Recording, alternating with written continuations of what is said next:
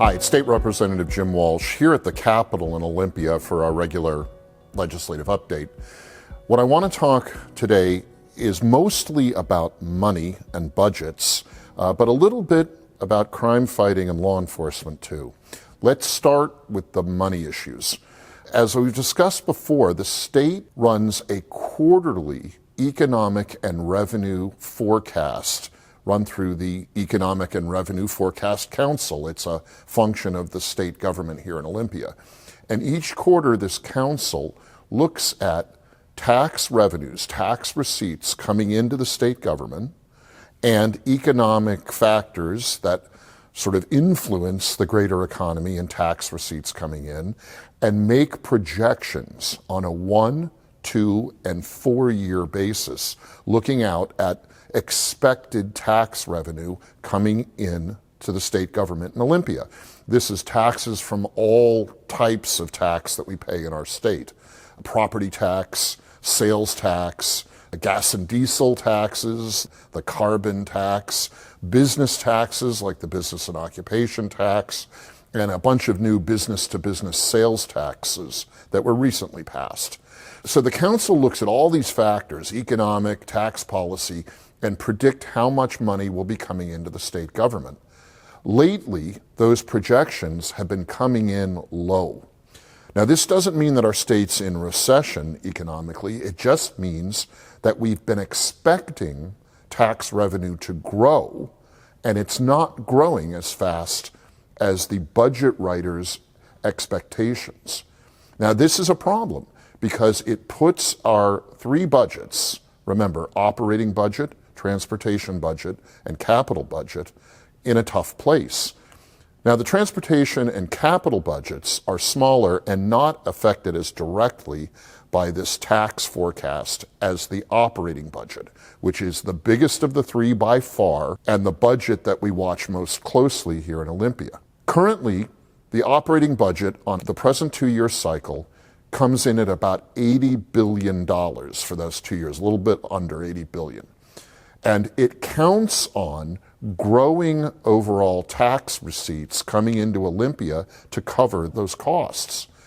What's happened is the projection by the Economic and Revenue Forecast Council has come in lower than the assumptions that the budget writers made when they put together that nearly $80 billion operating budget. The latest quarterly report from the Revenue Forecast Council came in about $912 million under expectation. And that means that the ending fund balance of the big operating budget, which is how we determine that the budget is balanced, went from a very small positive number to a larger negative number. Right now, the ending fund balance on the big operating budget is forecast to be about $400 million in the negative, red ink.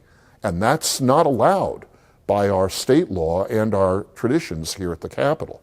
So the legislature is going to have to adjust the operating budget somehow, either by cutting spending in the nearly $80 billion operating budget, or by somehow increasing taxes again to try to make up the $400 million shortfall. Now, we've raised taxes very aggressively here at the Capitol in Olympia just in the last year or so. I don't believe that we can continue to raise taxes. The legislature will probably have to look at budget cuts to make up for that $400 million projected loss at the end of the 2-year cycle. This is the challenge that we have as legislators here. We've been growing our budgets, our operating budget in particular, very aggressively over the past 8 or 10 years.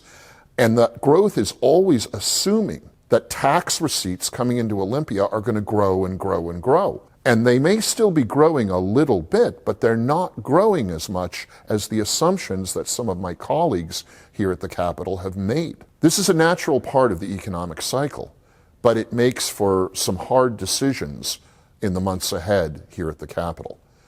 Now, I want to shift gears slightly and talk a little bit about crime and law enforcement. Highly controversial situation is brewing down in Portland, Oregon, where political activists have been protesting and assaulting federal law enforcement agents in the Portland area. And the federal government is mobilizing National Guard units to try to help keep order there in Portland. The relevance to us here in this side of the Columbia River is an expectation, and in some corners, a fear that the federal government will likewise activate its National Guard units to enforce the law here in Washington state. There is a very high-profile and somewhat controversial facility run near Tacoma, Washington, that operates ICE functions for detaining illegal immigrants in the United States. This has been a location where there have been some violent confrontations between protesters and ICE agents. There is the possibility that the federal government might mobilize National Guard units in the Tacoma area around that ICE facility, as they have down in Portland at that ICE facility. There is a whole complicated set of issues around the federal government's ability to mobilize National Guard units to keep order when there are threats or insurrections to civil order and basically lawful behavior anywhere in the United States, but we're particularly concerned about here in Washington. The real solution to these controversies is we need our state and local officials to be able to enforce the law, all law, state law and federal law, more effectively, tamp down situations in which protesters get violent without needing to mobilize federal law enforcement or National Guard units to help keep the order. It is my desire that in our policy here at the Capitol, we enable our state and local law enforcement agencies to enforce the law so that they can keep civil order, and we don't need federal agents to get involved with keeping the peace here in our Washington. There's a lot going on this summer and now into the fall. The next regular legislative session will start in early January of 2026, but keep your eye on those budget numbers. It's possible the governor will have to call a special session of the legislature here at the Capitol to deal with some of that red ink that we're seeing projected in our operating budget. That's it for now. Until next time, stay strong and be well.